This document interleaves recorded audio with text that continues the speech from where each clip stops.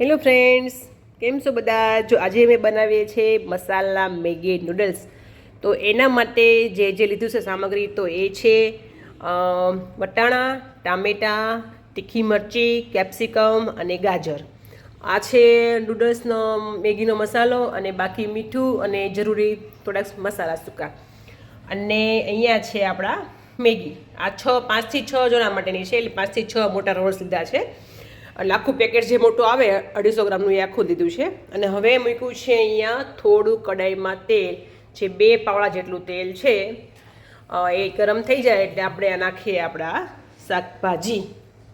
તો તેલ ગરમ થઈ ગયું છે અને હવે એક પછી શાકભાજી નાખશું. અહીંયા અમે છે ને ડુંગળી નથી લીધી, કેમ કે એમાં ડુંગળી ખાતા નથી મારા મમ્મી, તો મેં નથી લીધી. પણ જો તમારે ડુંગળી નાખો ને તો ટેસ્ટ બહુ સારો આવે છે, તો તમે એ નાખી શકો છો. તેલ ગરમ થઈ ગયું છે. હવે એમાં એડ કરશે આ લીલી મરચી, ગાજર,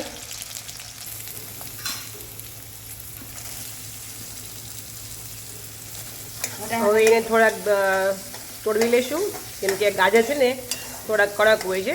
આ ગાજર લાલ છે, દેશી ગાજર, અત્યારે શિયાળો છે.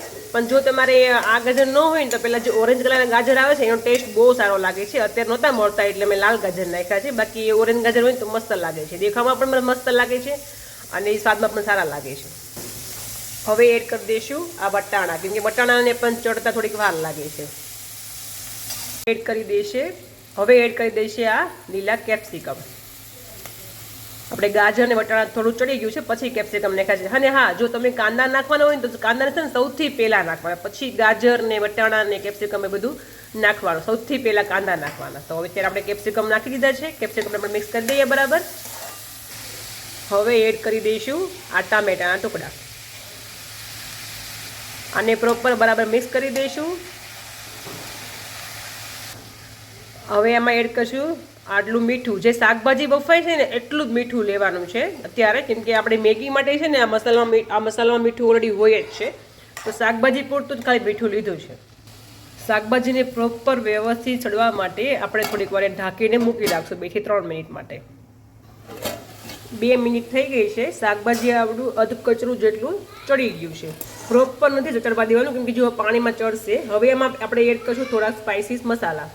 અડધી ચમચી લાલ મરચું પાવડર, અડધી ચમચી ધાણા જીરું પાવડર, થોડી હળદર નાની ચમચી જેટલી છે. અને હવે આ બધું પ્રોપર એકદમ મસ્ત મિક્સ કરી દઈશું.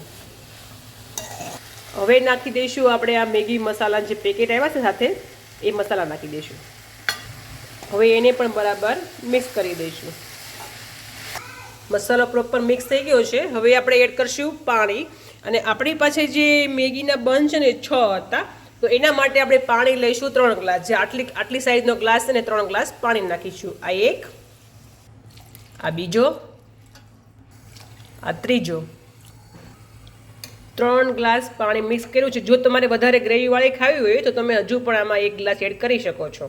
અમને તો ગ્રેવી ઓછી હોય એ ટાઈપનું ભાવે છે, એટલે મેં 3 ગ્લાસ બરાબર છે. હવે આને છે ને પાણી ઉકળવા દેવું પડશે. હવે આને છે ને આપણે થોડીક વાર ઢાંકીને મૂકી દઈશું, એટલે પાણી બરાબર ઉકળી જાય. જો પાણી આપણે એકદમ મસ્ત ઉકળી ગયું છે. હવે એમાં એડ કરી દઈશું આ મેગીના બંચ. એક પછી એક નાખી દઈએ.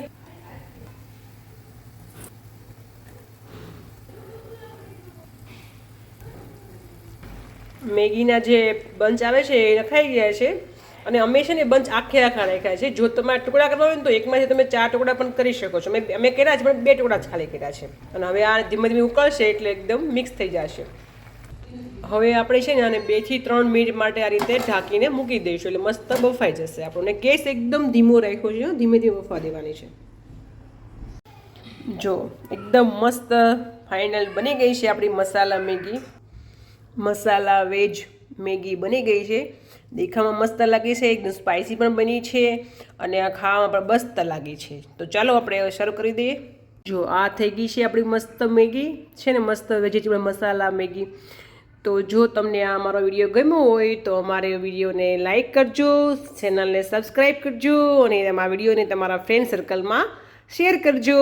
Thank you for watching. By.